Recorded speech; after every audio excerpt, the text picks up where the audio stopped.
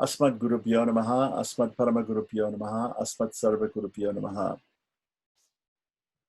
So today, we had a couple of inquiries about Indian scripts or Indic scripts. Specifically, Devanagari is probably the most popular Indic script, in which Sanskrit documents are normally written. But Sanskrit documents can be written in the local vernacular scripts of different states of India. So you can get, for instance, for Gaudiya Vaishnavas, it's very common that you can get a Sanskrit script written in Bengali. A Sanskrit text written in Bengali script. Or you could get also, for Sri Vaishnavas, you could get a Sanskrit text written in Tamil script or in Grantha script, which is a South Indian script, or in Telugu script, or in Kannada script.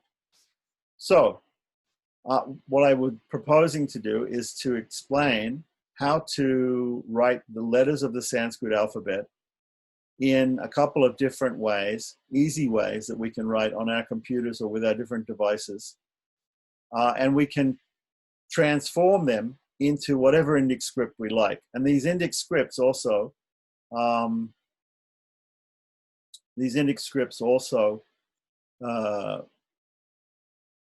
origin of the Indic scripts are usually understood as Brahmi, the Brahmi alphabet.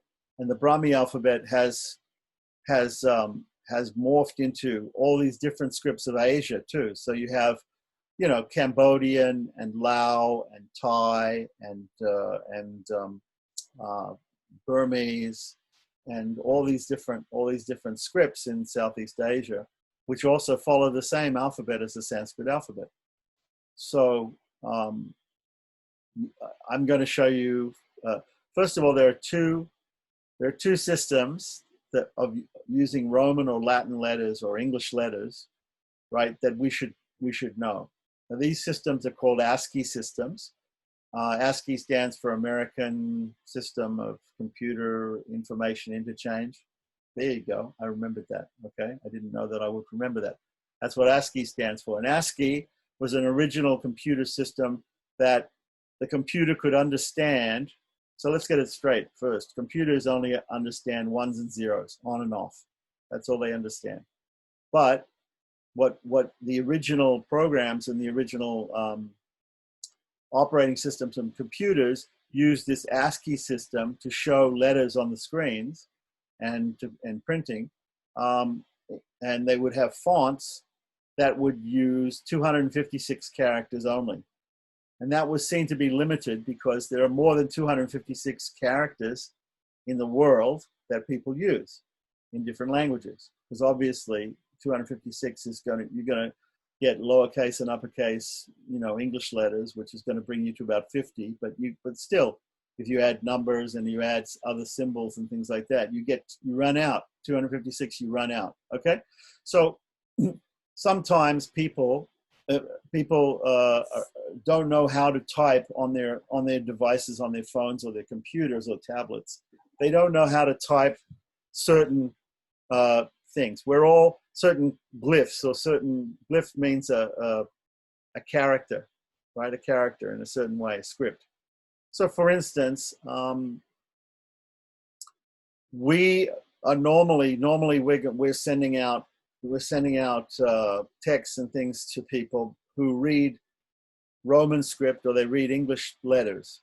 So whether their native tongue is, Spanish or is English or is Hindi or whatever it is, somehow or other they know the English alphabet and they read in English. But a lot of people, they would like, if they have a different alphabet for their, they would like to have it in their own alphabet. So some people, Hindi speakers, they wanted to see it in Devanagari alphabet, or Bengali speakers want to see it in Bengali alphabet. And this is easier for them like that. So people can become proficient in reading other scripts. And it doesn't take that long to learn to be proficient in reading other scripts. Maybe if you study some of these scripts, some scripts very easy, within a week or so you can become proficient in reading them. But other scripts, even like Devanagari, there are many conjunct letters in Devanagari that you have to look at a lot of Devanagari before you'll see one of these strange things. And you know, for a beginner, sometimes he doesn't know what it is. You know, so later on, okay, as computer technology advanced through the 80s, through the mid 80s, a thing called Unicode came up, and Unicode meant that they could expand the number of glyphs and the number of scripts and that they could use in computer screens. So each one of those things has a specific number, mathematical number that the computer has to see in order to produce that on the screen. Okay, and that number is usually given. Of course, all numbers, like I said, for computers are ones and zeros. So, but ones and zero, you know, for you to learn 1 0 0 0 1 1 1 1 1, you know, whatever that is, to make the syllable Om come on the glyph Om in Devanagari come on the screen, that would be it would be very difficult for you to learn all the 1 0 0 things. So what they do is they make a code that they translate the code into hex, which is base 16. So okay, you didn't know there was going to be any math involved here, but there is. Okay, so binary or base 2 is what computers really understand.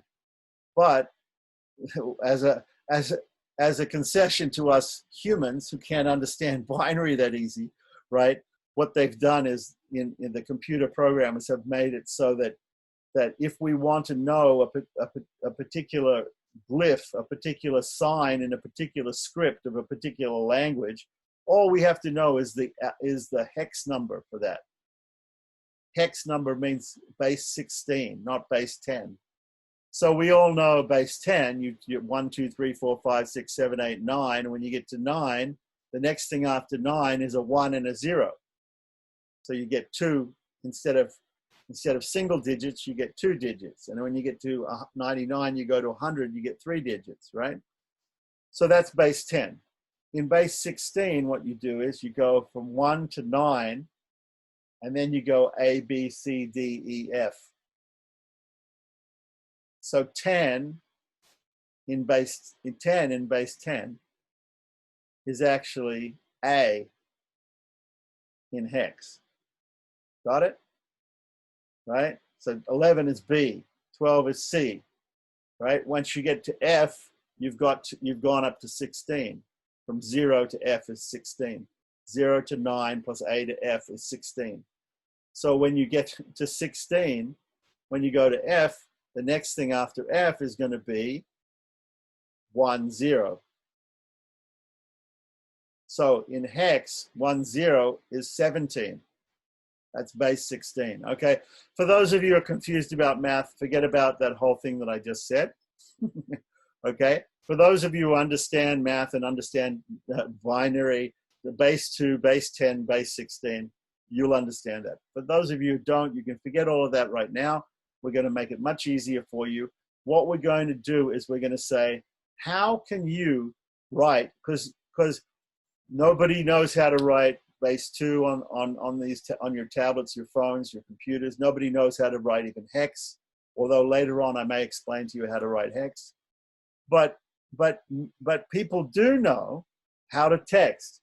People do know how to text in Roman characters. And I'm sorry if you're a Hindi speaker or a Tamil speaker or whatever it is out there, you probably also know how to text in your script.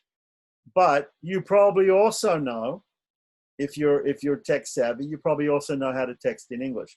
So what we're going to do is we're going to teach you today how to write in English letters, regular English letters without any diacritics.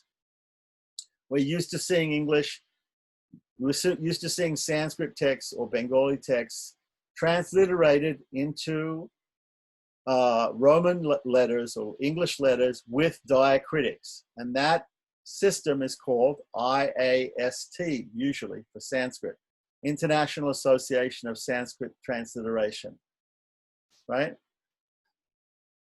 That's what it's called. And and everybody uses that system, right, for Sanskrit transliteration.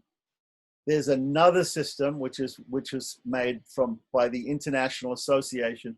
the International Standards Association, which makes standards for all sorts of things all over the world. And it's called International Standard Organization Standard number 15919. Okay? Don't ask me why it is, but it's the 15,919th standard that they made, was a standard of how to transliterate into Roman script with diacritics any Indian language, any Indic language into Roman, right? Not just Sanskrit. So ISO 15919 is the standard by the International Standards Association for transliterating into Roman. Okay, again, if this is over the top of your head, if you're not interested in this sort of thing, we're going to make it really easy for you coming up in a few seconds, right? So, what does this all mean for the average person? The average person may want to have access to shastras or to ritual procedures which are written in scripts which they don't read, which they can't read. So what we need to do is we need to get those scripts and we need to turn them into English letters for those people whose mother tongue is English or Spanish or French or some Romance language that uses the alphabet, the English alphabet, the Roman alphabet.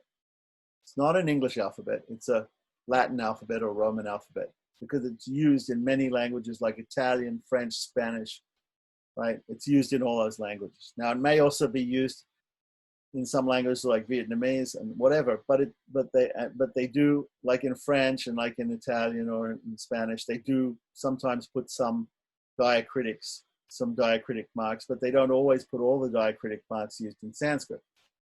So what we're going to do is we're going to learn a couple of systems. Now, the first system that was devised by scholars who wanted to explain exactly the Sanskrit word that they were interested in to another scholar on the other side of the world via email, they would use a system which has come to be known as Harvard Kyoto, or HK for short, right? So the scholars in Harvard and some scholars in Tokyo decided, okay, we're going to have a system, and there's other systems too, but Harvard Kyoto was the first one. And basically what people do is they use uppercase and lowercase letters to indicate long and short vowels in Sanskrit, and to indicate some other different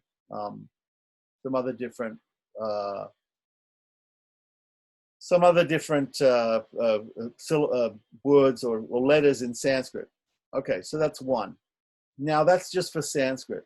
Later on, another guy came along and he said, look, this is great for Sanskrit, but there are actually some letters in Hindi, in Bengali, in Tamil, in other Indian languages. There are actually some letters which don't occur in Sanskrit. And so therefore we want to also add to those, your system, and make it good for all Indian languages. So that person who designed that system was an Indian, I believe Avinash Chopra. Anyway, he made a system and he called it iTrans. iTrans. So that's also another system. So we can learn the iTrans system, we can learn the HK system, the Harvard Kyoto system, and then we can type Sanskrit. Now, we're typing Sanskrit by just using English letters because we don't know how to put the diacritics on. Perhaps in our later on we can explain how to actually type with diacritics. It might be a little harder for people to learn to type with diacritics. Now, there's a website on the internet, a very good website, the best website. There's a few places on the internet you can go to do this, to transliterate from one script to another. But the best one is a place called Aksharamukha, and I'm going to share that on the screen right now. Okay. All right. So can everybody see that? Okay. So you may have to get up close to your monitor if you want to see. Over here, we've got on the left side, we've got some different tools, and then in the middle here, we have a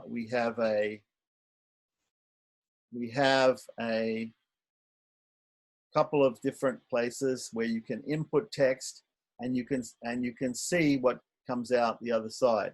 So over here we have different text that we can make as our input text. So if we go down here, let's go down and look at, there's different types of Roman systems. Roman meaning English letter systems.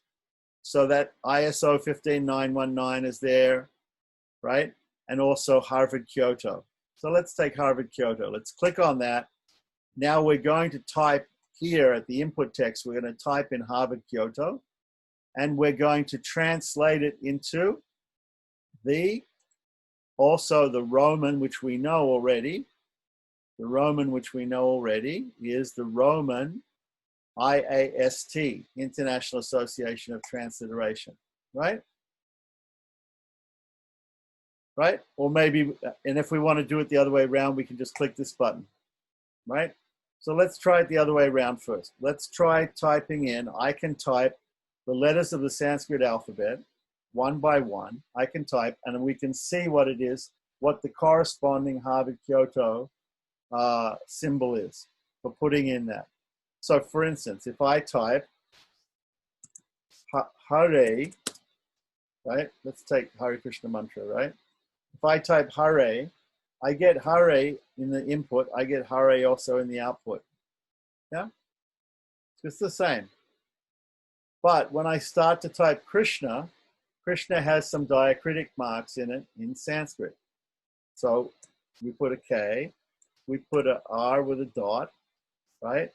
We put an S with a dot, right? We put an N with a dot, and then we put an A, right? Again, space. If we look over here, so that's, we're used to seeing this in BBT and any other modern, texts that use IAST transliteration. So we just look over here and we see this is how it's put in Harvard Kyoto.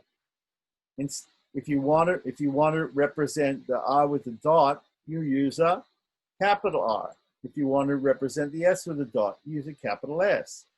If you want to represent the N with a dot, use a capital N.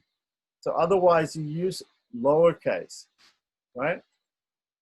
In Sanskrit and in many other scripts, there are no uppercase and lower cases. Only in English and some other Romance languages like Spanish, French, Italian, we have the uppercase and lowercase. Okay, so now we're using, okay, so now if we want to write Hare Rama, Hare again, and R, long A with the macron, MA, right? And we can look over here, this long A, the A with the macron, in the Harvard Kyoto system, that's a capital A, right? It's a capital A. So let's put it back round the other way, and let's show you the Harvard Kyoto system. So what is the Sanskrit alphabet? How does it start? Sanskrit alphabet starts with A, then long A, right? If I put it in Harvard Kyoto like that, it's not right.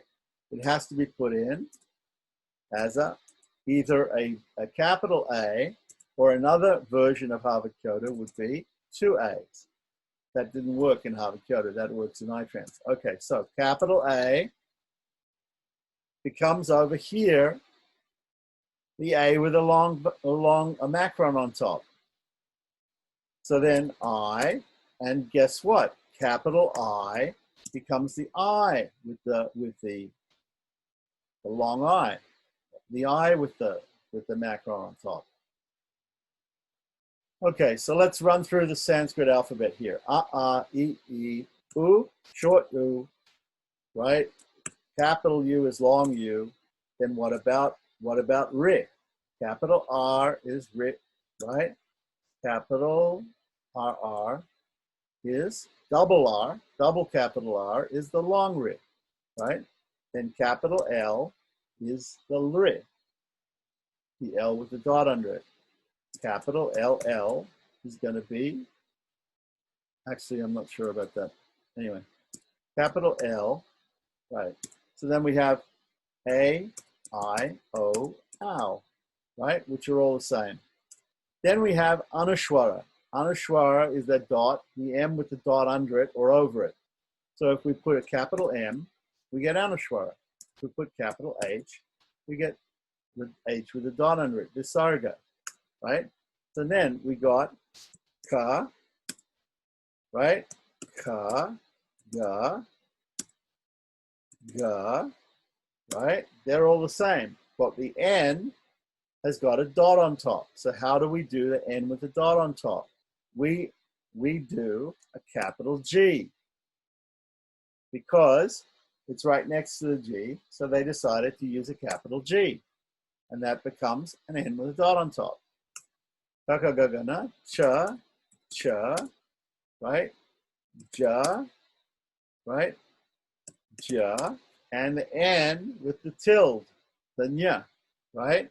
How do we do that? Well, a capital J, right? That becomes a nya, right? Because it's right next to the J's. So now we have ta with T with a dot under it. So we have to do capital T, becomes T with a dot under it. Capital T, H, A is T with a dot under it, H, A. Ta. Then capital D, A, capital D, H, A, right? And capital N, right? That is going to be the cerebrals, right? Now, for the dentals, we're going to have normal, T-A, T-H-A, D-A, D-H-A, and A. Normal. P-A, here comes the labial, P-H-A, right? B-A, B-H-A, M-A.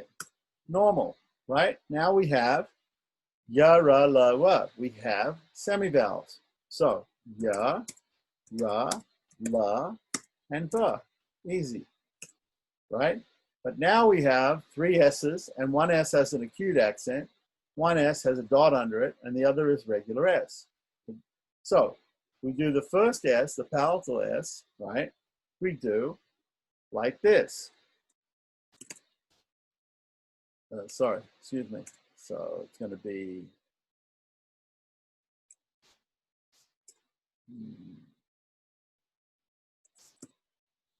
nope. Not quite, don't quite remember how he does it here. Okay, so it's Z. Z-A. Okay, use a Z for the S with the acute accent. Use the capital S for the one with the dot under it. Right, so capital S, right, is the dot one. And then regular, lowercase s for the regular S. And then the last letter, ha. That's it. Now you know how to write the Sanskrit alphabet. That's how you know how to write the Sanskrit alphabet in HK.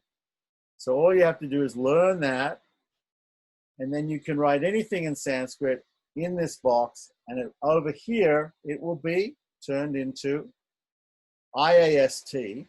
But guess what? You don't have to, all you have to do is go here and choose Devanagari, and you will get it in Sanskrit. You don't have to rewrite what I just wrote, the whole alphabet, but you just have to pick the script that you want it in. So here's Devanagari, pick it, and all of a sudden we got it all in Devanagari.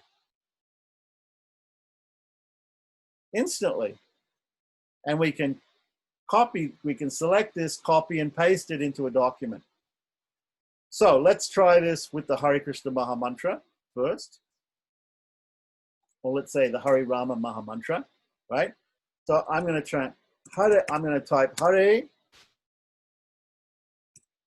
First of all, let's see it again in Roman. In IST. So I'm going to type here in Harvard Kyoto, which we just learned, and it's going to appear on the other side in IAST with the diacritics. Hare Rama, Hare Rama, Rama, Rama, Hare Hare, Hare Krishna, Hare, Krishna, Krishna, Krishna, Hare, Hare, right? So that's, and now, so here it is in Harvard, Kyoto, using uppercase and lowercase letters. And over here, it's been turned into Hare Krishna and Hare Rama with the proper diacritics, IAST system. So if you don't know on your device how to make these proper, so for instance, you're writing some prayoga and you want to have the proper diacritics in it, you can enter the diacritics in the Harvard Kyoto in here and then put it over to here. You can even convert a file. If you click on the convert batch files, you can make a text document in a Microsoft Word or whatever word processor you use, and you have to make a text document. Don't make a doc, a doc, make a .txt, so that it doesn't have all sorts of formatting information in it, only the letters. So you can make a text document containing mantras like the Hare Rama Maha Mantra, and then you can upload it to this website and it automatically download it, and the converted version will have whatever script that you want to convert it to. But specifically in the beginning, if you just want to convert it to proper diacritics, you can do that. So here we've written the Hare Rama Maha Mantra in Harvard Kyoto, and we've translated it into IAST. So now, what's the advantage of doing this? What is the advantage of doing it? The advantage of writing it in one script correctly, one input script correctly, is that we don't have to type it all again. We can make it into whatever other script we want. So let's make it into Devanagari. So if I just click that Devanagari, automatically I made that into Devanagari. That's correct Devanagari. And guess what? If I want to turn it into something else, all I have to do is pick the script. Here it is in Bengali. Instantly, right? So, and if I want to go back and forth, I can switch back and forth. Conversely, if I know Bengali and I know how to type in Bengali, I can type in Bengali and I can turn it into Roman. Proper Roman transliteration. So, has anybody got any questions about that?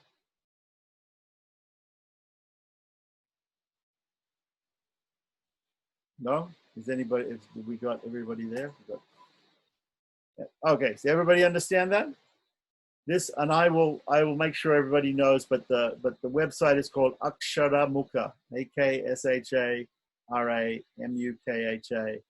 and that's all you have to do is Google that, and it comes up with this. Now, let me show you something else about this. So we have this system where we can just type in this tool, or we can click on the convert batch files. If we want to convert files, we write a file. Yeah, somebody's got a question. Very interesting, yeah? Yeah. So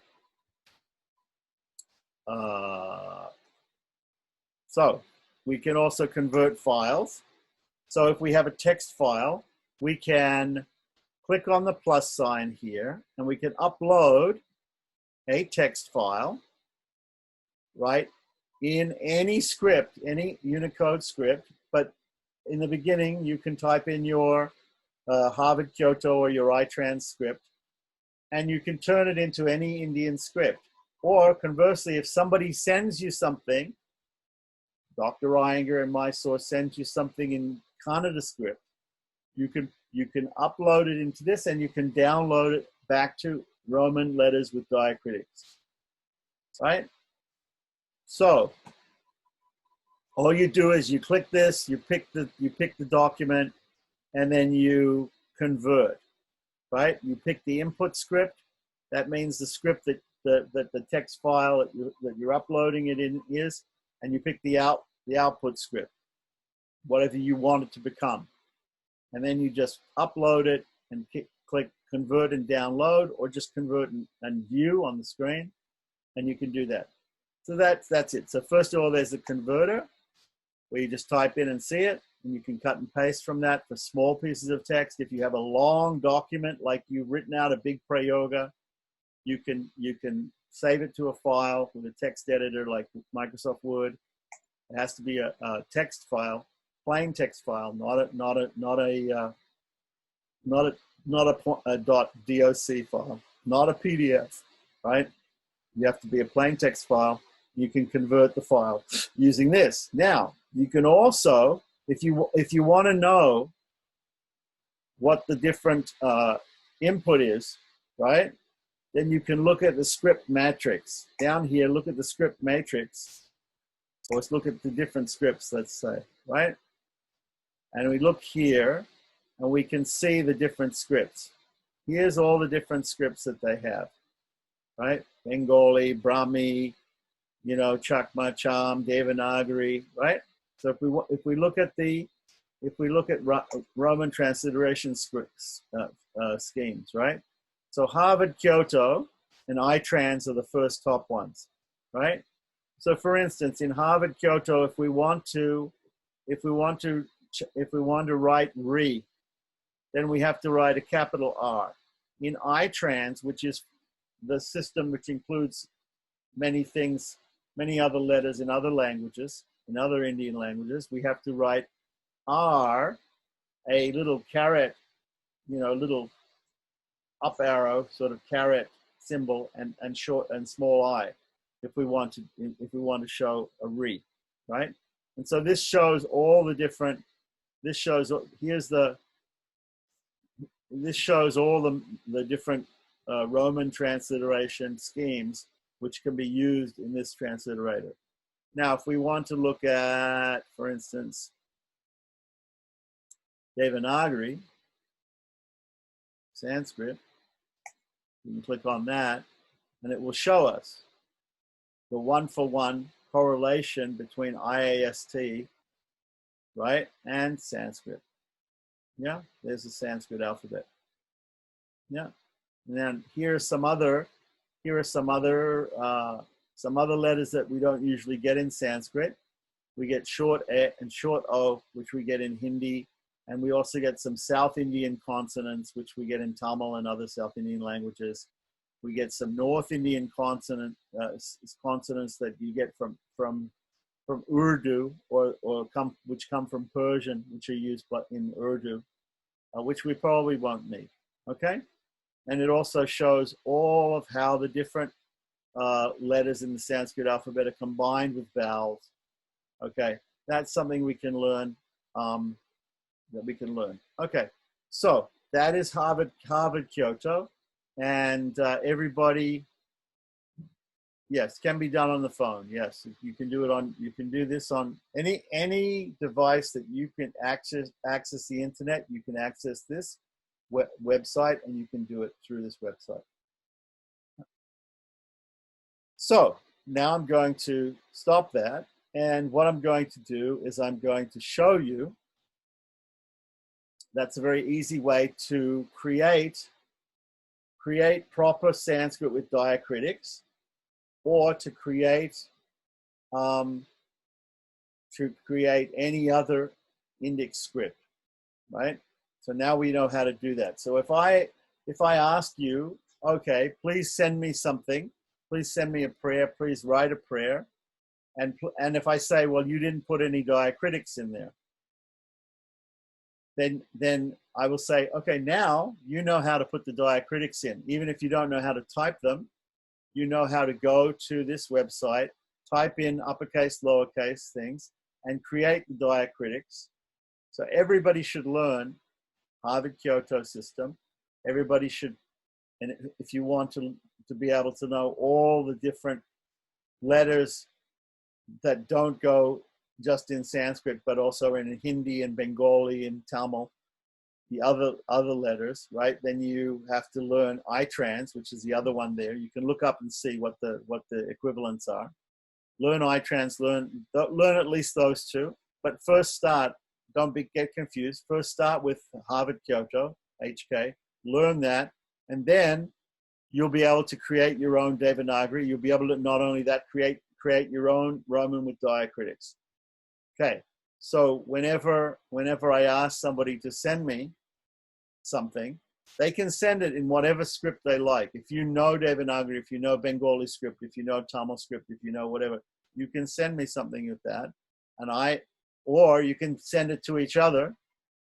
Or what I can do is I can start typing to you guys in the comments here, and I can start typing.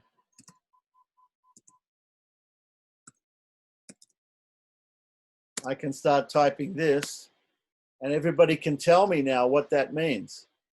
I just typed something in the chat, right? In Devanagari. Yes? Can everybody see that?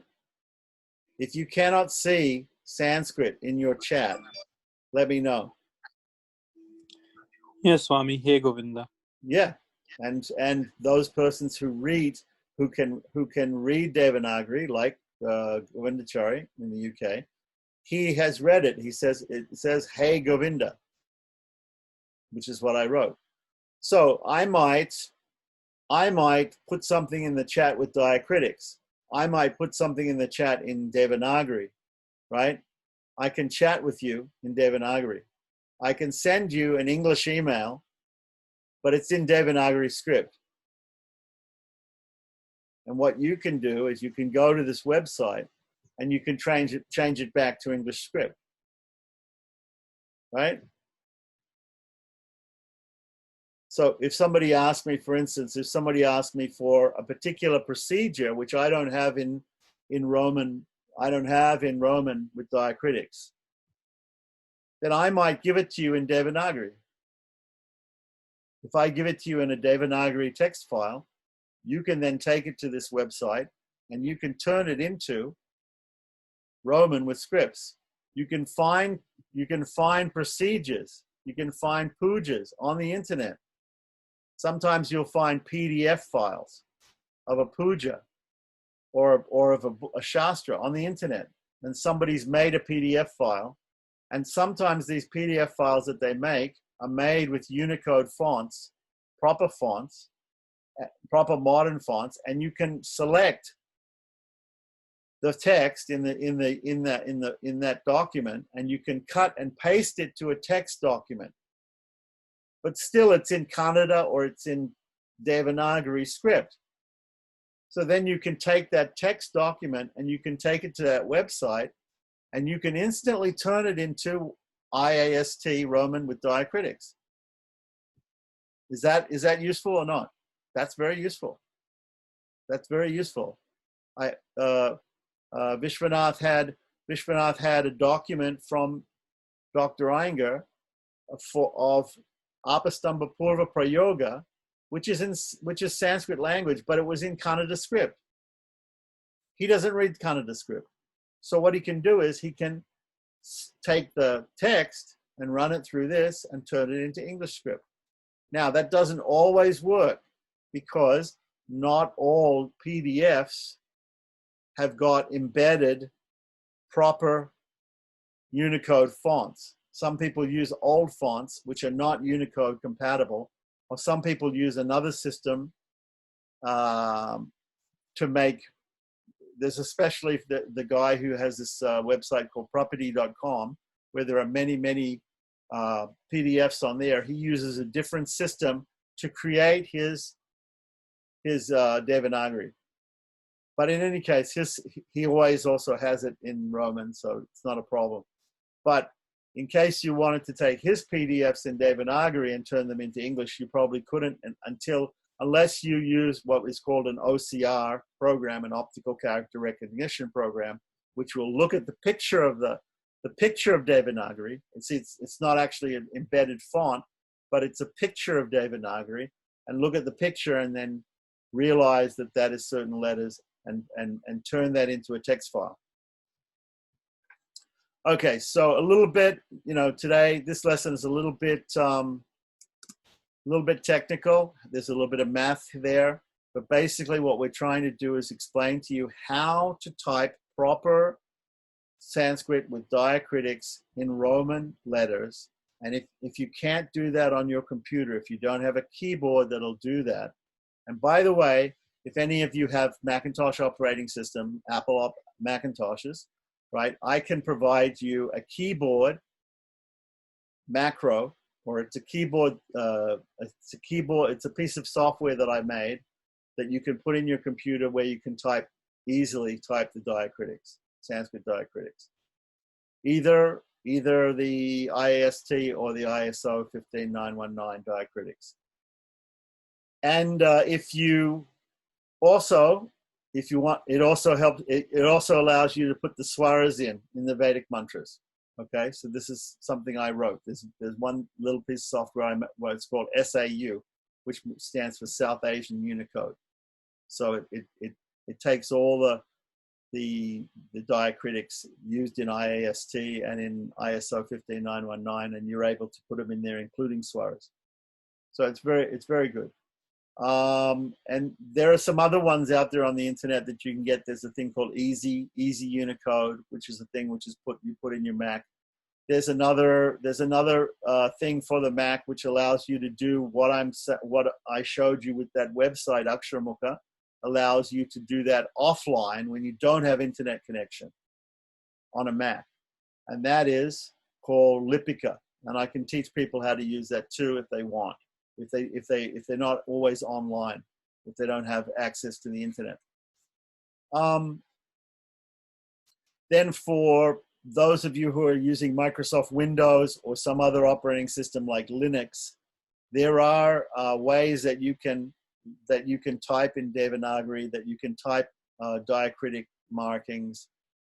It becomes a little bit more difficult to explain how to do that, or to make a keyboard for you, a keyboard for you, but it's possible to do it also like that. It's much easier for the Mac because it's all these Indic scripts. Many of them are all put in with the same input keys on a Mac. So there's a way to do it.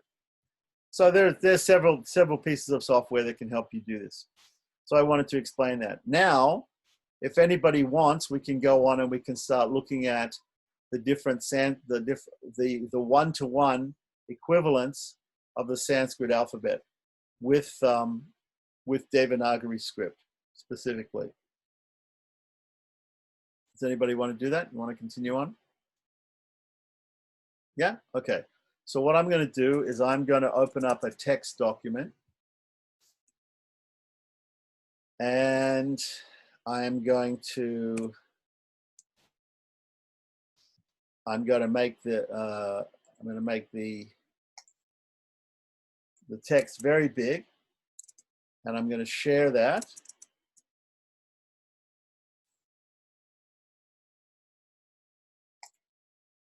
Okay, so does everybody see a white piece of paper here? We have a text document, yeah? So the first letter of the Sanskrit alphabet is A. Does everybody see an A on their screen? Yeah? And what does that equal in Devanagari? What does that equal in Devanagari, right? So first of all, let me choose the font that I want here. The particular font, the nicest font for Devanagari in the computer is called Sanskrit 2003. And it was created by the Omkarananda Ashram in Rishikesh in India.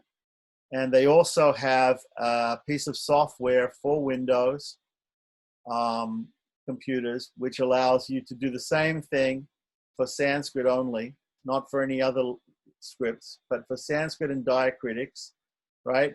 It allows you to do what I just showed you on the Aksharamukha site. So you can download this if you go to Google and you type in iTranslator or Omkarananda Ashram. Omkarananda. If you put in Omkarananda, it'll take you to their ashram's website, and you can download the latest version of iTranslator. And I can show people how to use that maybe some other time, because it's a piece of Windows software, so I would have to run it in a Windows window. And I'm not quite sure whether I can do that on Zoom right now, but I will try next time to show you a Windows solution for the same thing that I just showed you can do on the internet, right? As everybody can access the internet, Windows users can also access the internet, and they can use Aksharamukha. So anyway, getting back to the Sanskrit alphabet, we have the first letter of the Sanskrit alphabet, A. If we want to type that in Devanagari, it comes like this. That is the Devanagari symbol for short A. Now, this symbol is called an initial. The first thing that we learn in Sanskrit, if anybody's got a BBT book, you can open it up to the back page that shows the chart of the Sanskrit alphabet with the corresponding letters. Should we, is everybody see this correctly, or do I need to wrap it to a page?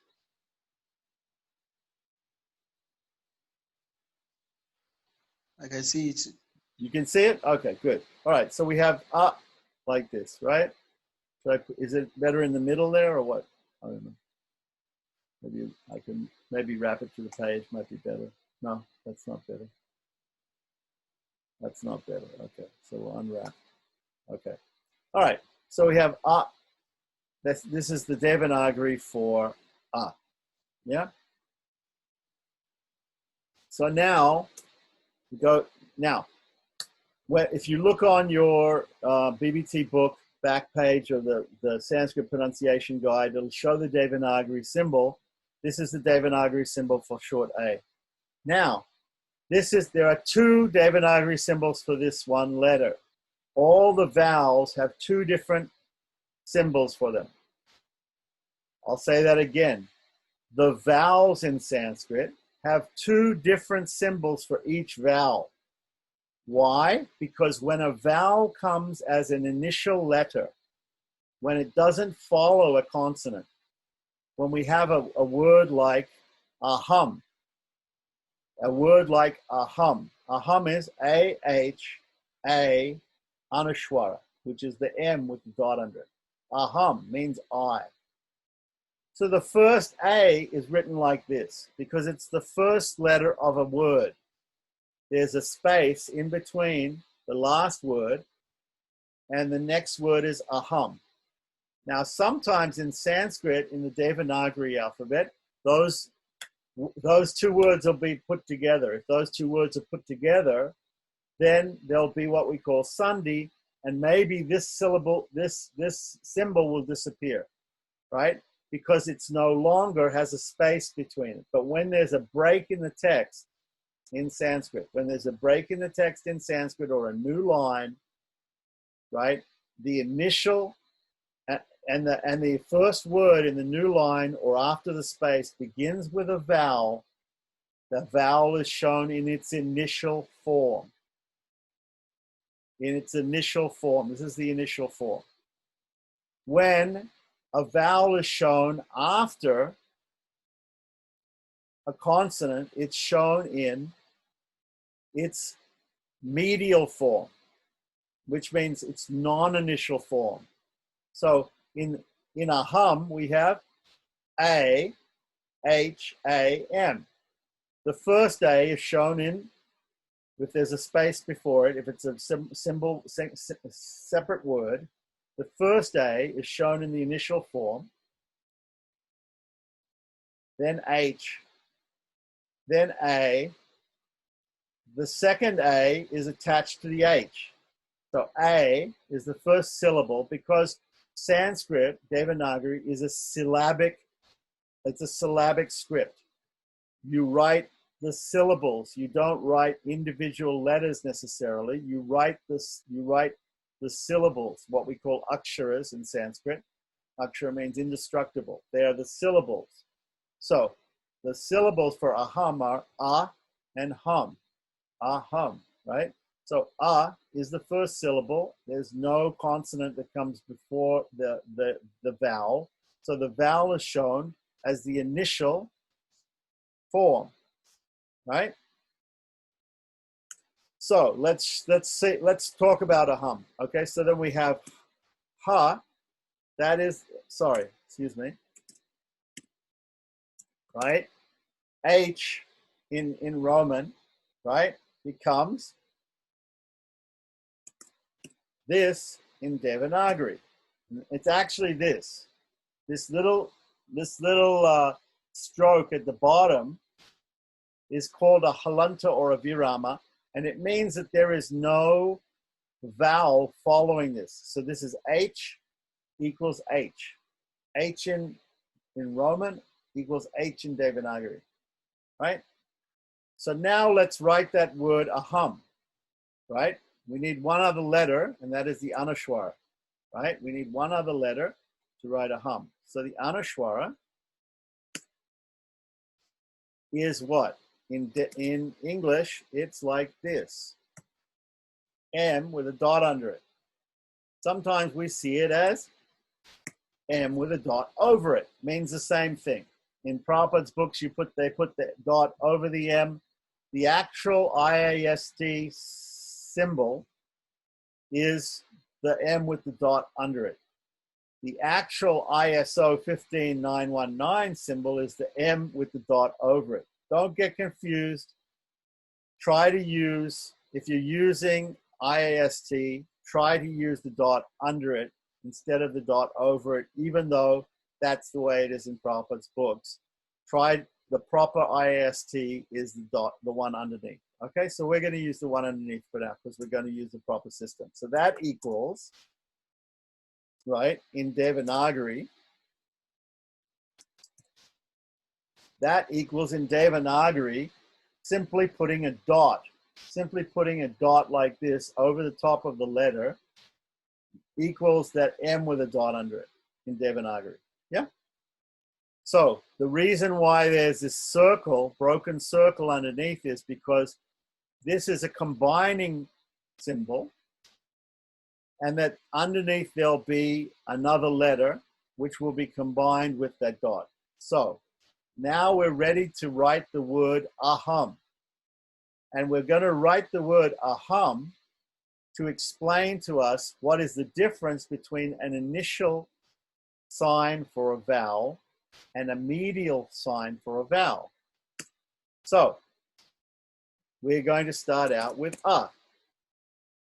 So we have to write, right? We have to write the initial form. The initial form is like this, right? The next thing that we have to do is we have to write the ha, right? So we write a ha, aha. In Devanagari, we then write the ha, right? That is aha. Now, we've got this little stroke down here. If we take the stroke away like this, did everybody see that? There's a stroke underneath. That means that it's only H and it's not ha. It's only the letter H and not ha. If we now go over here and we add short A, then we go over here and we take away that little symbol, then there will be an inherent short A in the syllable. So if I go like this, that's correct. AHA equals AH. And that symbol without the little thing underneath it is HA, H short A. So when you see those Sanskrit, just like if you look on the Sanskrit pronunciation guide, each Devanagari symbol next to it, it'll say in Roman or in English letters, it'll say Ka, Ka, Kha, Ga, Gha, because the inherent short A is always there unless we put that little virama or halanta in there, right? Unless we put that little symbol underneath, there's going to be an inherent short A. Okay, so the next thing we need to do is we need to put that anushwara. Remember, the anushwara is just a dot over the top of a consonant. in Sanskrit, we have this top line, which we hang all of the characters are hung off a top line. So we're going to go over here. We're going to put in the Anushwara. There's the Anushwara, right? Aham. Aham. Now we have aham. We have the full word in English. We go over here. How do we put in the aham? We put that dot in. Here's how we do it. Oops, sorry.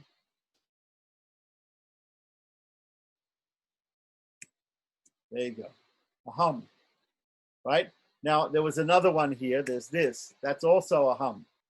So whether it's got a little moon and a dot, or whether it's just a dot, it means the same thing basically for your point of view.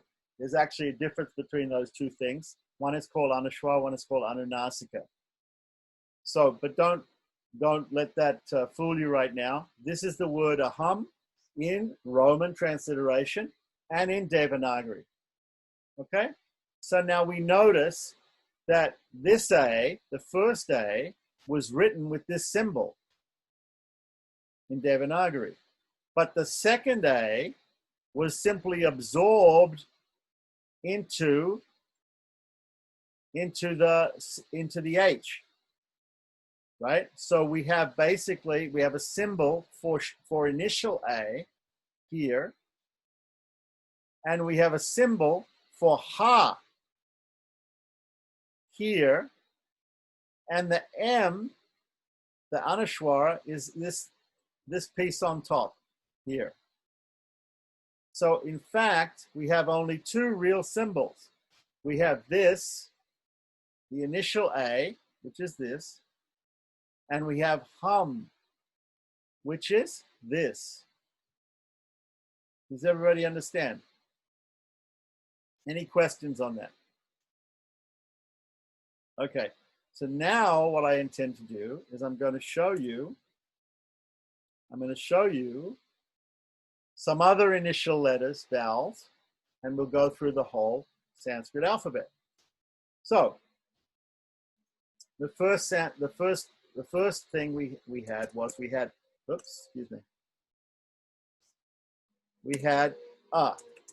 right, which equals which equals this, right? That's the initial. So we're going to run through the vowels, right? And then we're going to learn how to add. Then we're going to run through the consonants, and then we're going to learn how to add them together. Okay, so that's a, right? If we've got a, right, then it's long A, like that. Can everybody see the difference between that and that?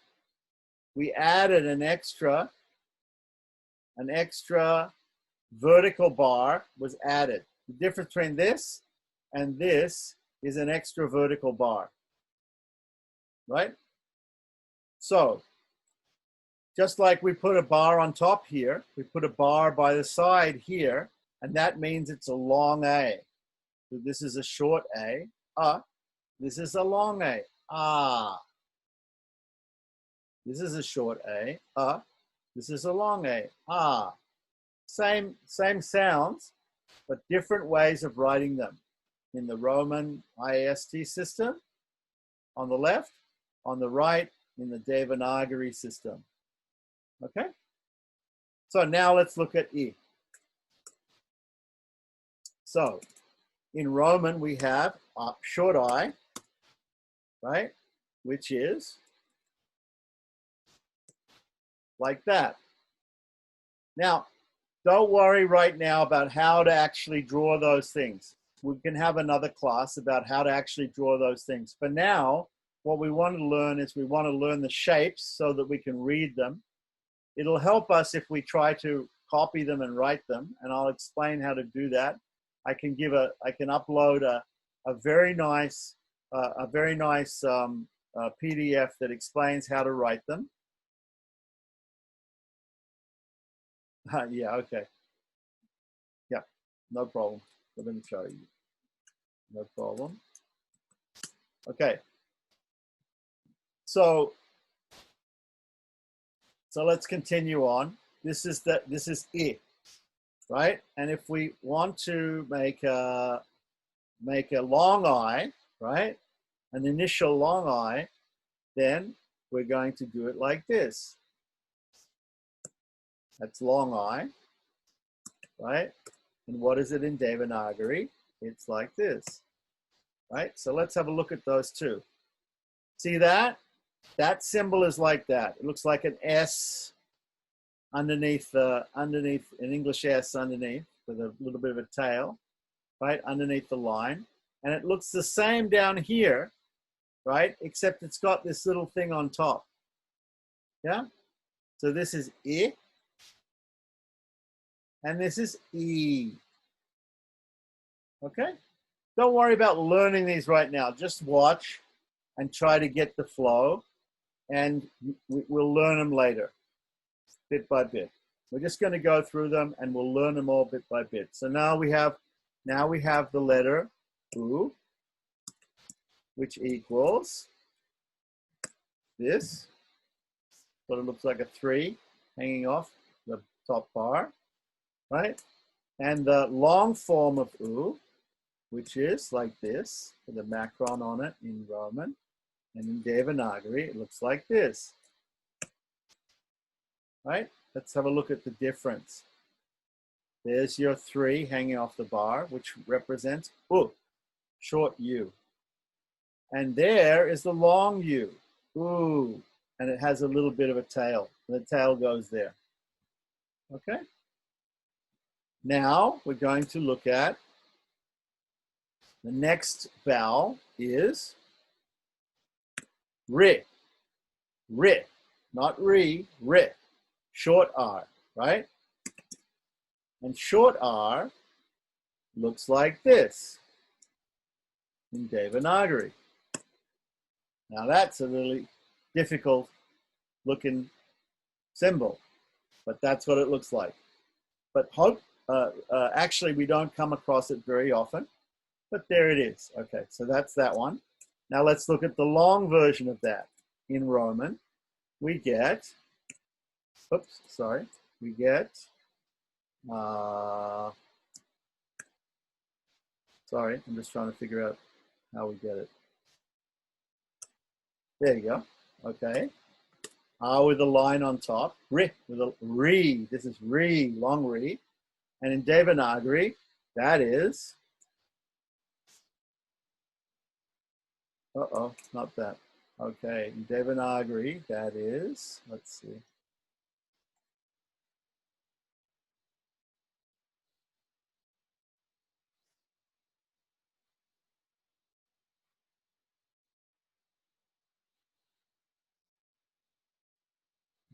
This. Oh, excuse me.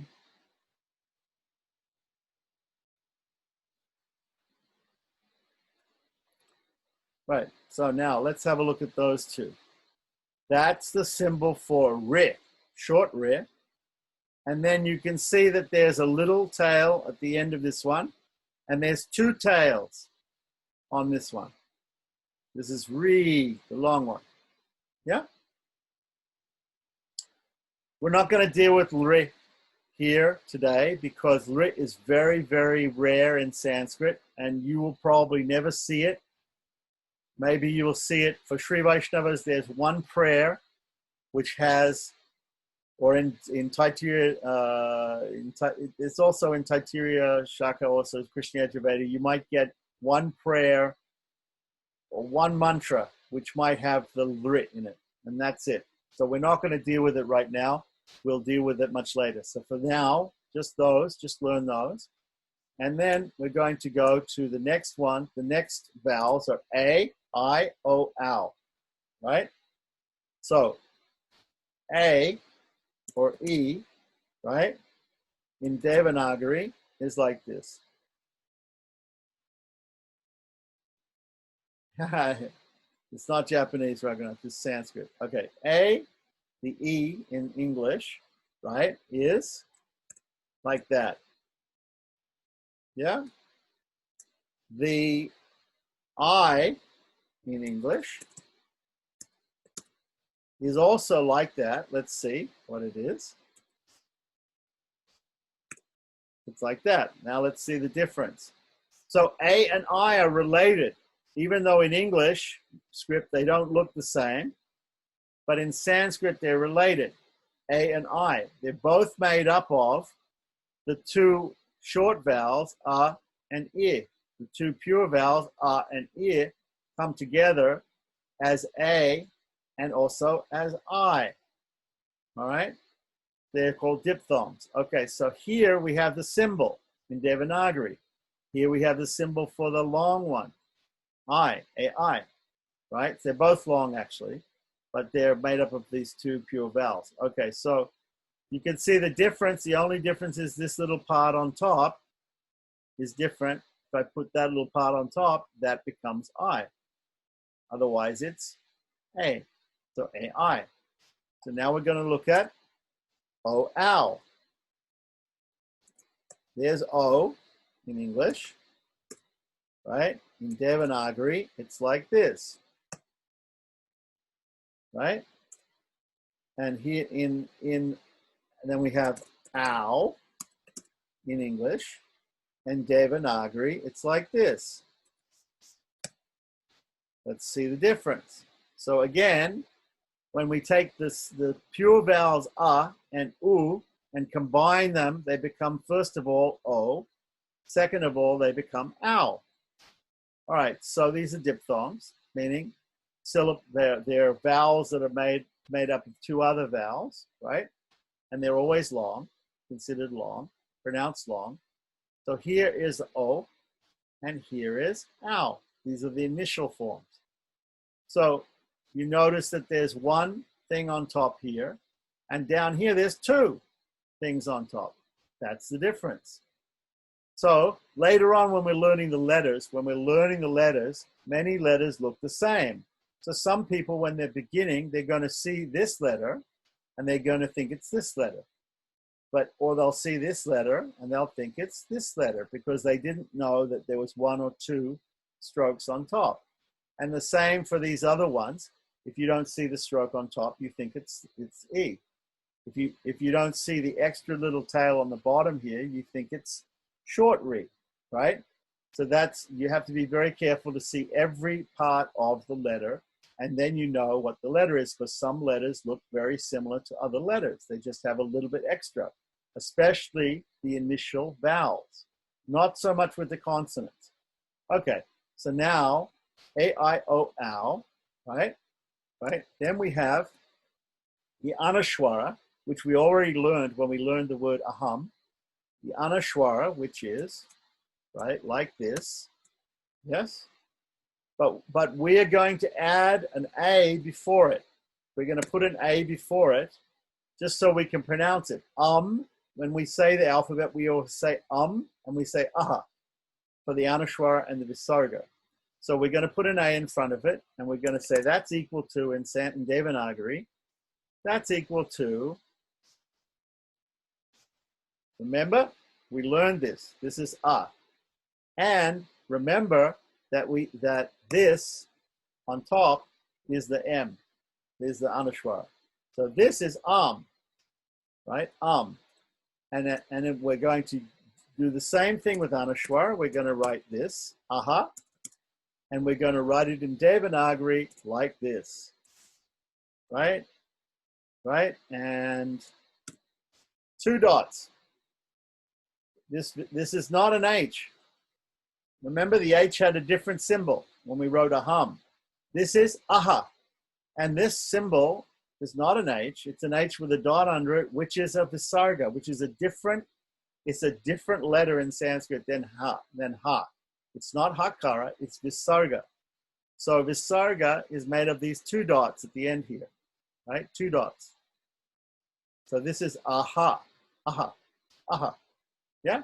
So now let's just recap, and we'll see all the vowels and how we've written them, all the initial vowels. The initial vowels, right? Okay, so we're starting with A, right? We've got A, short A, longer with the extra line. Yep, vertical line. Then we've got short E, long E with the piece on top here, curving around to the right. Yeah. So it's that and that. Yeah. Then we have U, short U, and long U, right? With the extra piece down the bottom here, the extra tail. And then we have rit and re, which almost look the same, rit and re, but this one has an extra little bit on the bottom here, an extra little curvy bit coming off the bottom. Just put another one there and it becomes the long version, re. Yeah? So e, rit, re. Now we have A and I. The difference is A and I has this part on the top. Yeah? And A doesn't. I does. Has that part on top. Similarly, down here, O and ow, O has got one of those things on the top, and ow has two of those things on the top. Now, guess what? O and ow also look like long A, except they have this thing on the top. This pointing thing on the top, pointing to the left. One, that O has one and ow has two. But if we take that away, take that one away, or take those ones away, what do we get? We get long A. It just looks exactly like long A. See, remember that? I'll show you all on one screen. On one screen. So here we have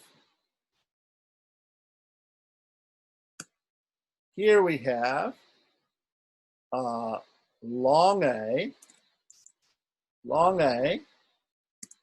right? O and ow, 3 letters. And what do they equal? They equal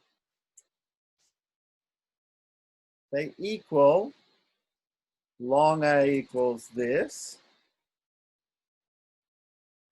O equals this. And ow equals this. See? So, this is long A. This is long A. This is O. This is O. And this is ow. And this is ow. So beginners, these all look the same. These all look the same to people, except for these slashes to the left on the top of the line. There's 1 slash here and 2 slashes here. If you want to write O and ow, you first of all write long A. And if you want to write long A, you first of all write short A. What does short A look like? Remember? Short A looks like this. And to make it into, so you write that, and then if you add another one of these, it becomes a long A. And then if you add a dash on top, it becomes an O. And if you add another dash on top, it becomes ow.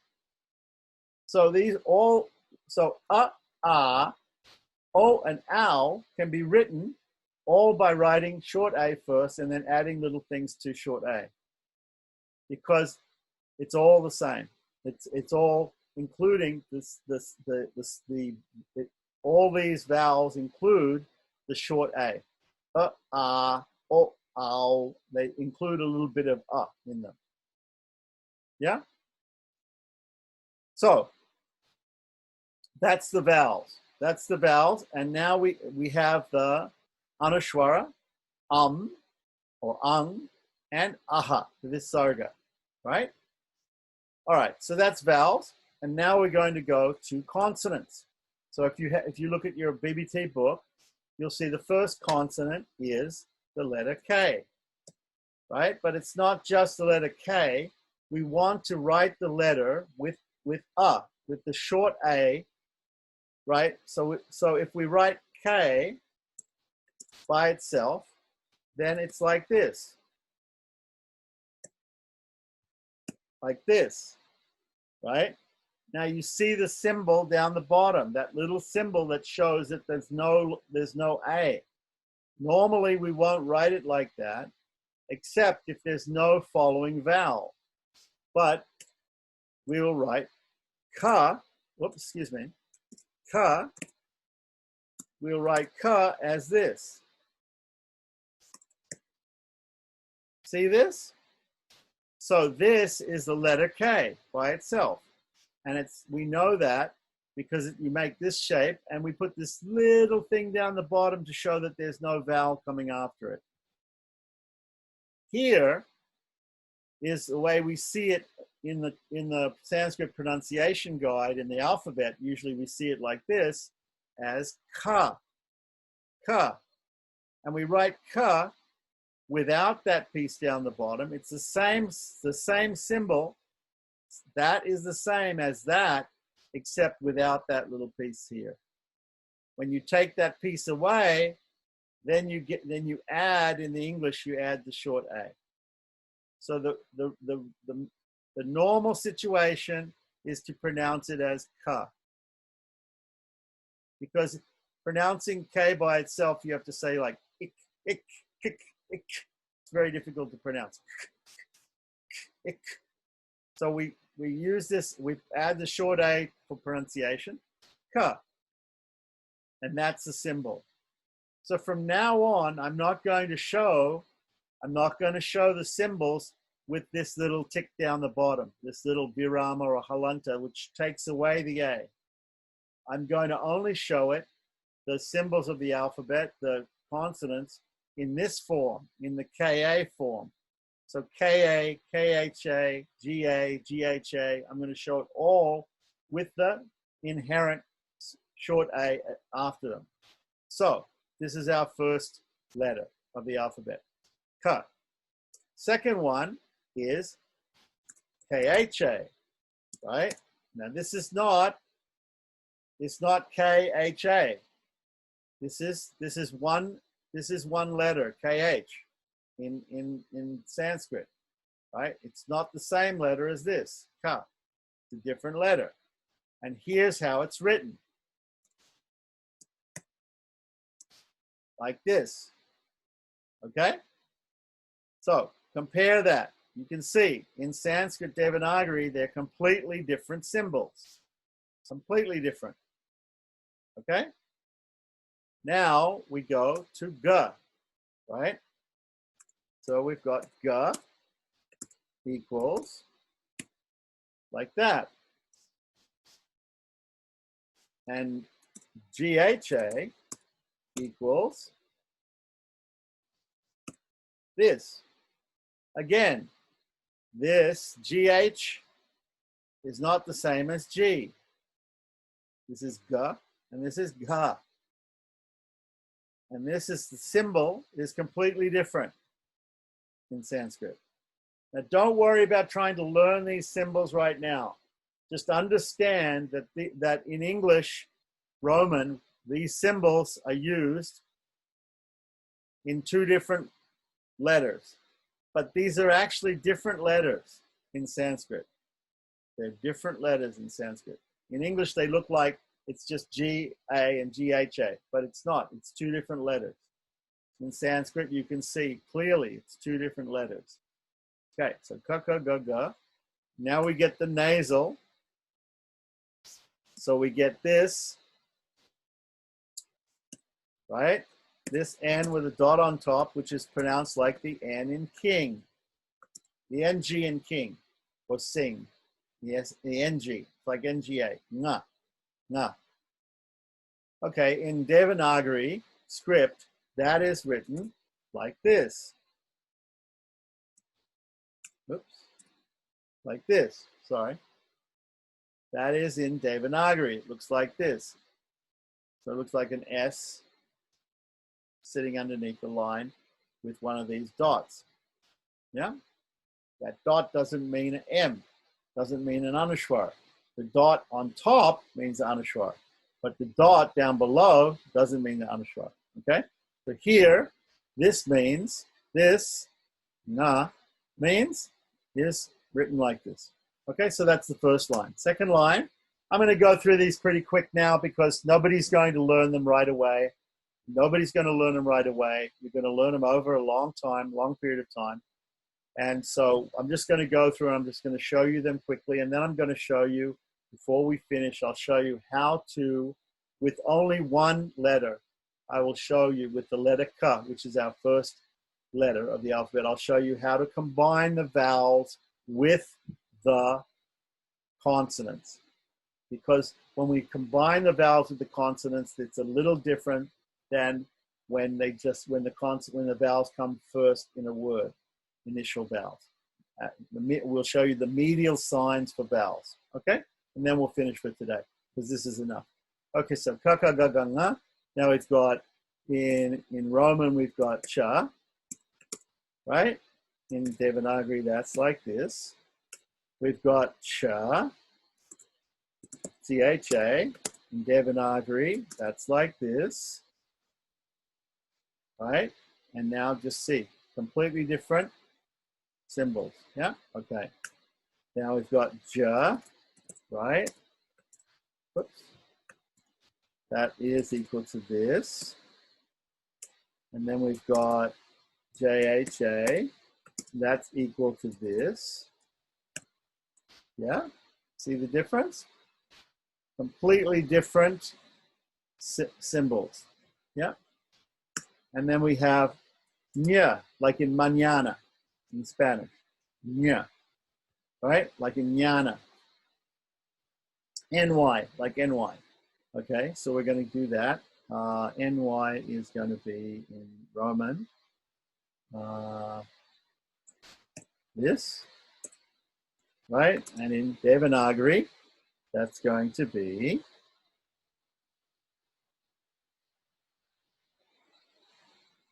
let's see.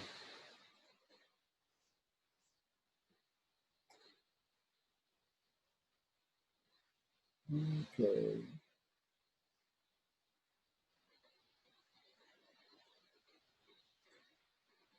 This.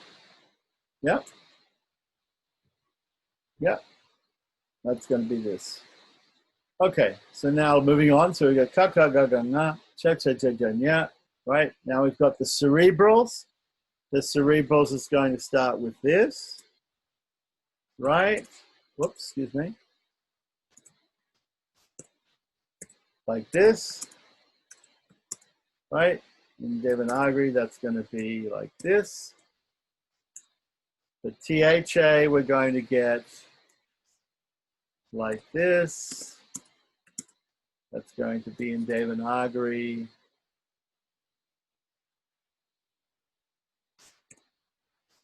Oh, excuse me. Like this. See the difference? Okay, this is a different symbol than this. Now they're very similar. This one is simply, this one is connected and this one is not connected. So they're similar. But sometimes they're not similar, sometimes they're similar. Okay, so ta-ta, da-da. We've got da. In Devanagari, that's that. And then we've got da. In Devanagari, that's that. See, they're completely different. And by the way, that looks very much like the N that we had coming at the end of kakagaganga. Let me put that next to it. I'll put the N next to that. The N that we had next to that was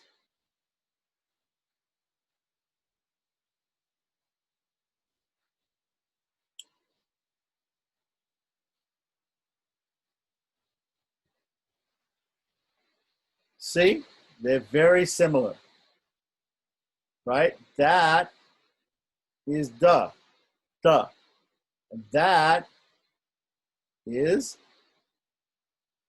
nga, nga, like the king, like sing and king. So they're very similar. Just the only difference is that dot, okay? So again, you're going to make a mistake with this. When you first begin, you're going to not see the dot, or you're going to see the dot and you're going to make a mistake in this character, okay? but you'll get used to it. Okay, so ta ta da da. We'll get rid of that right now. And na, the cerebral N, the N in Ganesh or in Krishna. Now we're going to have that na, right, which is like this, right? And how do we write that in Devanagari? We write it like this. Okay. Next, so we've done the cerebrals. Now we're going to do the dentals. The dentals are ta ta da da na, right? So we're going to do, that's ta, right? Oops, sorry. That's it in Devanagari. And ta is like this in Devanagari. See, completely different symbols. Ta, ha, right?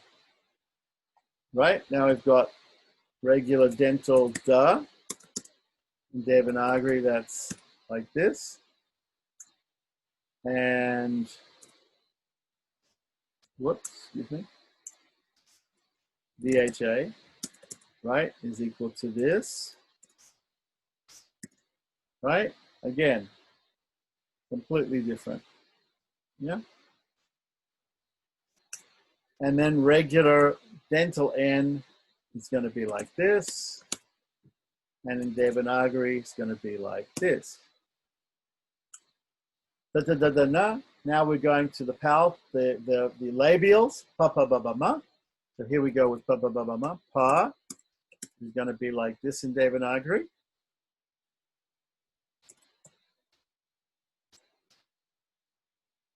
PHA, pa, aspirated pa, is going to be like this in Devanagari. Right? And they're very similar. They're similar. See that? Looks like a 9 or something, or like a U or something. And this one looks like that, but then it's got a little tail on the end. Right? So they actually look very similar. Okay? And we're going to go to ma. Right? Regular ma. This is not to be confused with the Anushwara, which is The M with a dot, this is not the M with the dot, this is the regular M, ma, pronounced on the lips, ma. Not pronounced through the nose, through the nasal passages, ma. Okay, so that in Devanagari is going to be this. Pa, pa, ba, ba, ma. Now we have semivowels, ya, ra, la, va. So, ya is going to be this in English. And in Devanagari, it's going to be like this. Ra is going to be like this in English. In Devanagari, it's going to be like this. They don't look anything alike.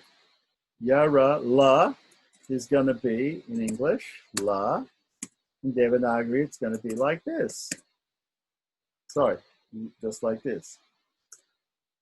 Yara, la, va is going to be in English like this. And in Devanagari, it's going to be like this. Yaralava. Right, now we come to the S's, the sibilants. Sha, sha, sa. Right? So the first S is the S with the acute accent. That's the palatal one. Right? So that's going to be written in English like this.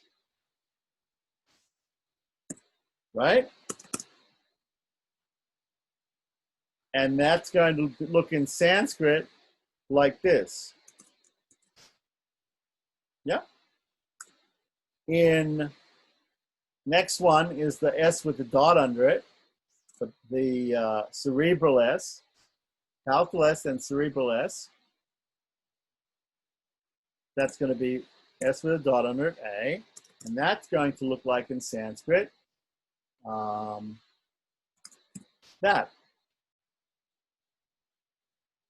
And the final S is the dental S, pronounced on the teeth, which is not an SH sound, but it's just a regular S sound. And that's going to be in English like that, just regular S, the dental S, and that's going to be shown in Sanskrit like this. Like that. And we have one more, to complete the alphabet, we have one more letter, and that is ha. Not to be confused with the visarga, which is aha, but regular just ha, ha, ha, H, right? So here it is in English, ha, and here it is in Devanagari. In Devanagari, it's going to be like this, ha. Now, there are a couple of other ones that you sometimes see, which are not, we won't go into that now. Let's just talk about let's go back and look. The first letter that we learned was the letter K, right? Right? So it's K with a short A. So remember, if we just want to say K without a short A, we have to put that little thing underneath. We have to put that little thing that takes the A away, the short A away, right? Underneath. That's called a halanta or a virama. Okay, so this is what it normally looks like, right? With the thing there, with the thing there. And then without the halanta, right? It's going to be like this, like that, right? Can we see the difference? That is without the short A, and that is with the short A. The opposite, we do the opposite in Sanskrit. We take something away, and it makes it a complete syllable, ka, ka, ka, ka. Yeah? So this is ik, and this is ka, right? Now, what happens if we want to add other vowels to a consonant afterwards? Instead of short A, what happens if we want to make long A? If we want to do this, right? So here's what short A is. Here's without the A, and here's with the short A. With the long A, what do? In Sanskrit, what we do is remember way back up the top, we started with a, right? We started with a and ah. Remember this? What did we do to this a to make it long? This symbol, we added a vertical bar to the right of this letter to make the long letter. That's what we do to other letters to add a long A, to make a long A. We add this vertical bar at the left. It's actually very easy once you understand some little principles. So go back down to where we were, right after the whole alphabet. So we've got this ka. So what we're going to do is right here, we're going to add a bar, a vertical bar to this, and that'll make it ka. It'll make the syllable ka, right? Make it long A. So here we go. In Sanskrit, we put the K, and then we put another vertical bar next to it. Does everybody see that? So we had K without the A, with that little thing there, halanta virama. K with the short A, just by itself. And K with the long A, with the vertical bar to the right side.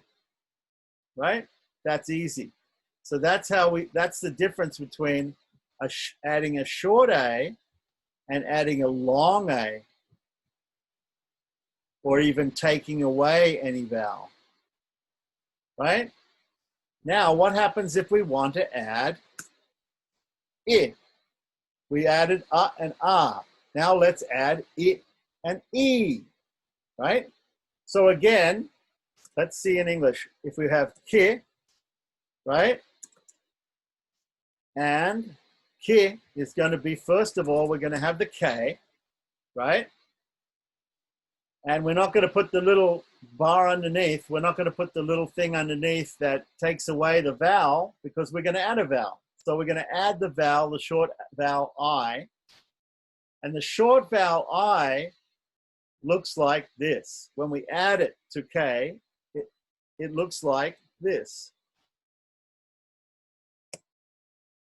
That's interesting, right? Right? Look at this. This is K long A. We put a bar to the right side. But here, K short I, we put a bar to the left side. Not to the right side, but the left side. So in Devanagari, what happens is we put some things to the right, we put some things to the left, we put some things up top, we put some things down the bottom. Okay, it's a little bit complicated script, but you'll get it. It's very simple after you get used to it. So could you show us really quickly? Sorry, could you show us really quickly what the I looks like before you put it in? Sure, very simple. Okay, so let's see what we had. We had this K, right, plus I, right, equals, right, K plus I equals. First thing we do is we make the K, right? That's K by itself. That's K in English. That's K in Devanagari by itself. Yeah? And if we add to that short I, what was short I again? Short I is this, right? That symbol, right? So if we add it in English, it's very easy. In English, we just do Ki, right? K plus I is K plus short I is ki, right? K plus I is ki, right? In Sanskrit, this is the initial. So this is the initial form of short I. So if we said ik, if we put the I before, if it was I plus K, we put this one to the left of that, right? Does everybody want to see that first? Okay, I'll show you. Okay, so ik, oops, excuse me. If we have ik equals, right, that plus that, that's ik. If we put I before K in English, that's I, and that other part is K, yeah? But if we put it the other way around, we want Ki, whoops, excuse me, K, whoops, what's happening here? Ki, right, K plus I equals, right? We first of all write the K, and then we're going to put something to the left of the K and something on top and connecting it to the left. So we write left to right, but when we write this syllable, we're going to write one part, and then we're going to put a little bit to the left, like this. We're going to add this. See? Without the I, with the short I, without the short I, with the short I.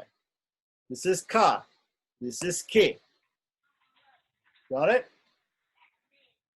Yeah, it's bad. It sounds bad, right? Yeah, it's bad. We're going along left to right, and all of a sudden we jump back a little bit, right? Okay. Yeah, you didn't know it was going to be this weird, did you? Okay, it is. Yeah, the issue that I have is just that it just doesn't really resemble the I. No, it does. But see, that's what I said in the beginning. In the beginning, I said there are initial forms of I. That's the initial form of I. When it comes before a consonant, it looks like that. When it comes after a consonant, it looks like that. That's ik, and that is ki. That's ik. That's ik, and that's ki. Ki. That's ik. Ki. Ik. Ki. Different, because that's an initial form of I, and that's a medial form of I. There's only different forms of the letters there's only different forms of letters when they come after consonants, right? When they come first in the word, or in the line, the initial ones are always the same, and when they come afterwards, it's always the same. right? But they're different. Okay, so now we know ki, right? Now we're going to see k long I, and you're going to see why it's like this. I'll explain to you why it's like this. Okay, so here we have ki, k short I, right? The next thing we're going to learn is k. Whoops. Sorry. K long I. K long I. So you see how there's a loop on top, and then there's a vertical bar to the left of the K. What we're going to do is we're going to do that same thing, but we're going to do it to the right. And it's going to make the long I. The short I is to the left. The long I is to the right. Yeah? So here, watch this. So we got the K. Oops, we got the K, right? Got the Ka, right? That's Ka, short A, Ka. Now, I'm going to put in the long I. See that? See the difference? See, that one is short I, K with short I, and that's K with long I. Basically, you're taking this first part here on top and vertical, and you're putting it on the other side, on the right side. When it's on the left side, it's short I. When it's on the right side, it's long I. Got it? You don't have to, don't try to remember this now. Just try to get the concept. I'm trying to give you the concept. Later on, you will learn to remember it. Right? Short I comes before, to the left. Long I, the symbol, comes to the right. You'll remember it. You'll remember it. It's not hard. Okay, so that's Ka. So we did, what did we do? We did Ka, and we did Ki, right? We're only going to do with the letter K today. We're going to do all the vowels with the letter K before them. So we're going to go Ka, Ki, Ku, K, Kai, Ko, Cow, Kam, Ka, maybe. But we'll do all those. And Kri even, if you want, like Krishna, right? We'll do all those, and then we'll finish for today, because this is enough for today, believe me. Okay, so we're up to I, right? So we're going to do the next one is U, right? So in Roman, we've got Ku. Sorry, what's happening? Okay, let's get rid of it. Right, Ku is like this in Devanagari. Now watch, I'm going to put the short U there, and it's going to look like a little U underneath it. See that? There's a little thing underneath. That's Ka, that's Ku. That's Ka, that's Ku. Sorry, that's Ka, that's Ku. That's Ka, that's Ku. That's Ka, that's Ku. That's Ka, Ku, right? It's just a little bit that you add on underneath, right? Now, if I want to make it long, that's short. If I want to make it long, I take that symbol underneath and I turn it upside down underneath. And it makes the long version. So here we have in English, the long Ku, right? So again, in Devanagari, we type the Ka. Remember this is the short Ku, right? This little symbol under here is the U. What we're going to do is we're going to take that little symbol underneath and turn it upside down the bottom here, and it's going to make the long version. Like this. See that? So that is Ku, and that is Ku. Short and long. Yeah? Okay. Now, so that's Ka, Ki, Ku. What's next? We can do Kri. Remember that really weird re? Okay, it's not weird when we connect it. So for typing the word Krishna, for instance, we have K like this, right? That's the first syllable in Krishna. Kri. So how do we write that? Again, We make the K first. The next thing we're going to do is we're going to put a little hook on the bottom, right? But it's not going to be like the U hooks. It's going to be a little different. It's going to be a hook facing the right. So it's going to be like this. See that? So now let's look at the thing. That's ku, right? That's the short U. That's the long U, ku. And the kri is like this, a little bit different. Now you can see that one opens up to the left. This one opens up to the right. Yeah? This one opens up to the bottom. They're different. They're 3 different hooks. Now, when we make the long ri, we're just going to add another hook underneath the short ri. Okay? So let's see that. So if we do K, long ri, right? Okay, then first thing we do in Devanagari is this, make the K again. We're going to add this, but we're going to add another one underneath, another ri, like ri, right? So it's going to be like this.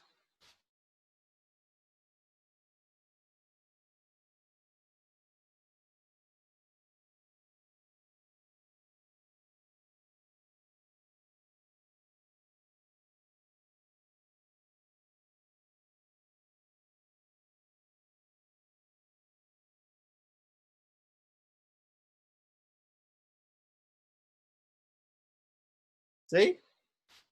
So that is short ri, Krishna. And this is long ri, Kri, not Krishna. It's not Krishna, it's Krishna. This is Krishna. And this is Kri. See? 1 little loop and 2 little loops underneath. Okay? So, kaka, kiki, kuku. We've done K by itself. We've done kaka, kiki, kuku. We've done krik, kri. Now all we have to do is K, kai, ko, cow, come, ka. Right? So, let's do K. K is like this. Remember those little things that go on the top? We're going to put one of those on top. So K is going to, first of all, we're going to do the K. And then we're going to add that, a little dash on the top. Right? Now we're going to do Kai. Kai is going to, again, be the K. And we're going to put 2 dashes on the top. Because K and Kai are related. So K and Kai. So we're going to put 2 dashes on the top. Excuse me.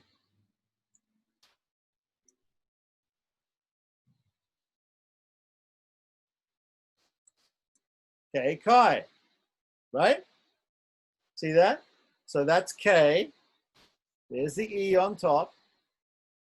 And that's Kai. There's the AI on top. Okay? Now, to make ko and cow, we do the same thing with 1 and 2 things on top, but we add that vertical bar, which represented the long A, to the right. So first of all, we put K, then the vertical long bar, then we put 1 or 2 strokes on top. That'll give us O and ow. Let's look at that. So we've got ko, which is like that. See? See that? A vertical bar, which we know means long A. And then that thing on the top, which means E. It's going to make O. That part on top of that. Right? K, kai, ko, cow. I'll show you all of them together in a minute. Now we're going to do cow. Sorry. Make the K. And then, right, vertical bar with 2 slashes on top. So that's ko with 1 slash on top, and that's cow with 2 slashes on top. And see the similarity between K and Chi with 1 slash on top and 2 slashes on top, but without the vertical bar next to it, which represents long A. Okay? All right. So now we're going to do 2 more, Kam Ka, then if there's any questions, and then we'll finish. Okay? That's all for today. That's all that you can handle today. So we have Anushwara and Visarga, which we're going to add to K.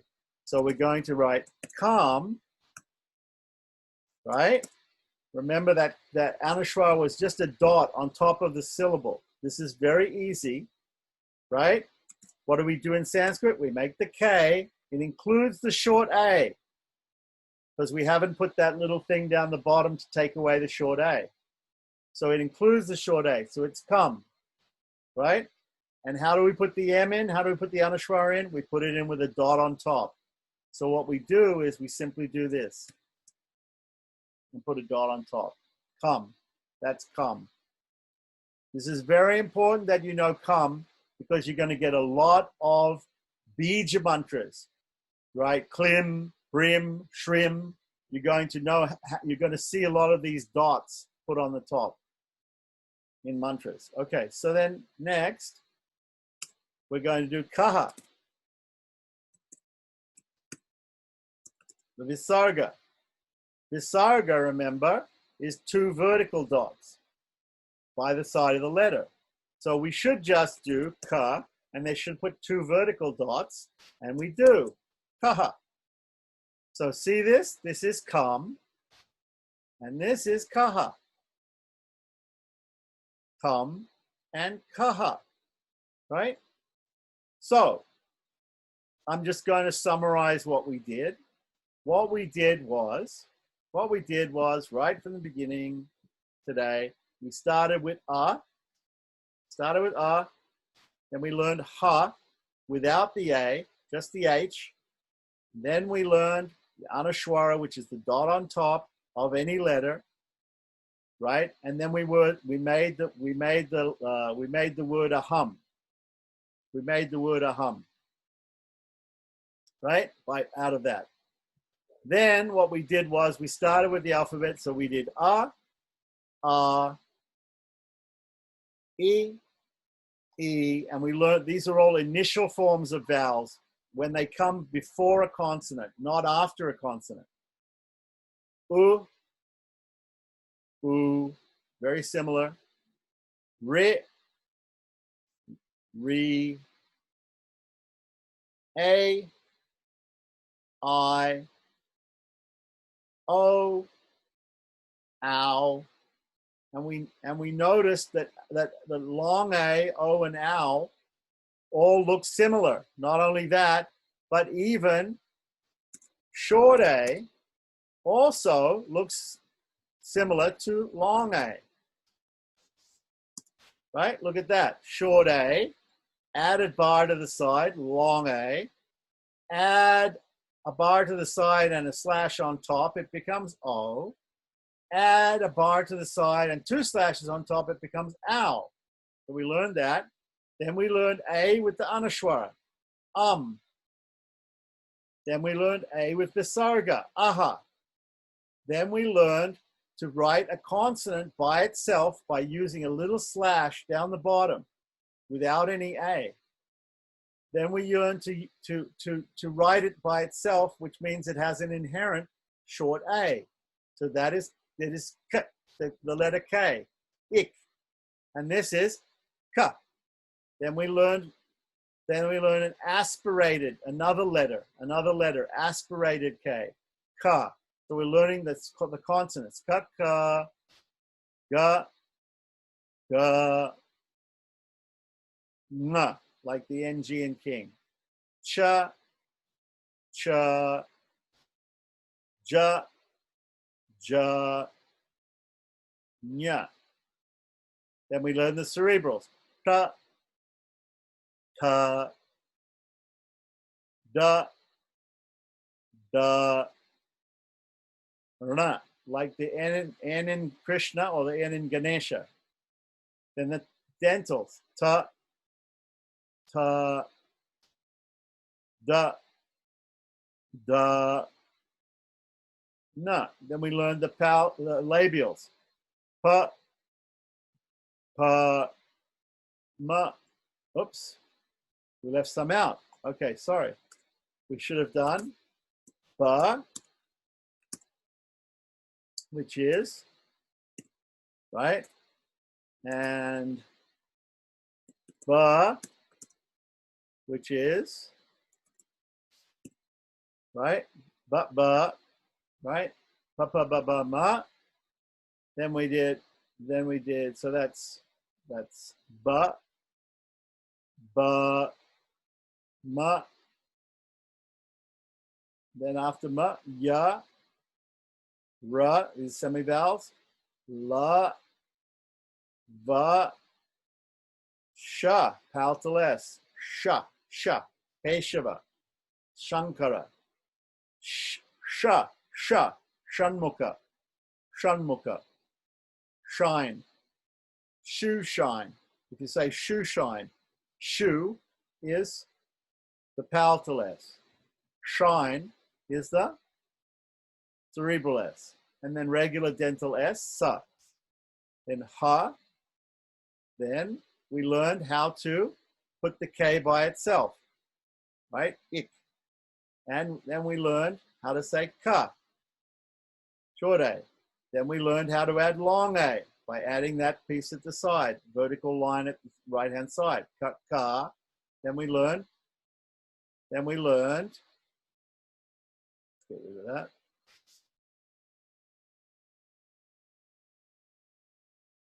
Let's get rid of that, because that was what, okay. Then we learned ki. Sorry. Get rid of that too. Okay, then we learned ki, right? Kit, this is kit, short I. This is long I. This is a little difficult because one is the short I is to the left of the letter, the long I is to the right of the letter. Ki, right? Then we learned ku, two different opening at the top and opening at the bottom, right? Additions at the bottom. Then we learned cree, two little hooks at the bottom, one hook and then two hooks, cree, right? Then we learned the semivowels, diphthongs, excuse me, K, kai, 1 slash and 2 slashes. And we also learned cow, the vertical bar at the right with 1 slash and the vertical bar at the right with 2 slashes, right? And then we learned how to add Anushwara and Visarga to consonants. Kam by putting a dot on top and kaha by putting 2 dots at the side. Kam, kaha. So I, I, u,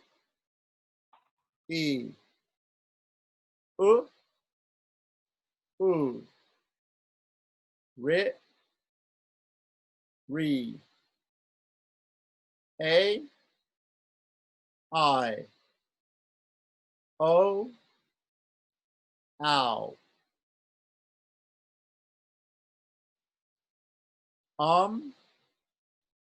aha, ik, ka, ga,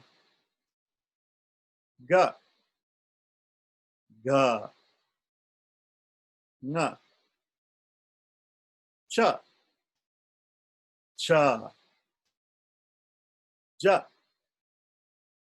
ja, nya, ta, da,